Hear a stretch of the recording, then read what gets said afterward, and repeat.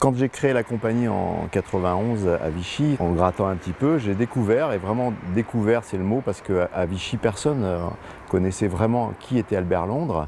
Et j'ai découvert Albert Londres, je découvre ses reportages, et là une sorte d'empathie naturelle me guide vers lui, parce que je trouve que son combat de journaliste se rapproche un peu du travail que j'ai pu faire avec la psychiatrie et cette volonté de défendre l'opprimé quelque part correspondait bien en tout cas au théâtre que j'avais envie de défendre à ce moment-là. C'est pas seulement un journaliste, je dirais, qui resterait dans sa tanière, mais c'est aussi un journaliste qui a beaucoup agi dans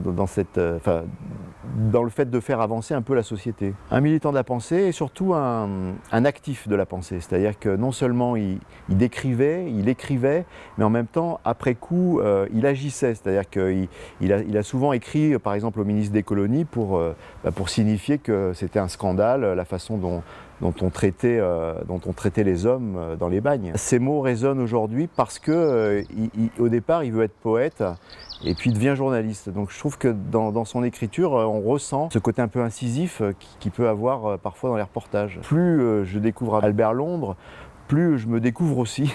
Et sans faire de la psychanalyse, c'est vrai que j'ai l'impression qu'il y a un parcours comme ça que je suis quelque part. Je suis un peu sur ses traces quelque part dans la façon de chercher le théâtre aussi, et puis d'amener le théâtre aussi à des spectateurs qui ne vont pas forcément au théâtre. Donc d'amener le théâtre dans des lieux improbables comme le concours hippique à Vichy par exemple. Voilà.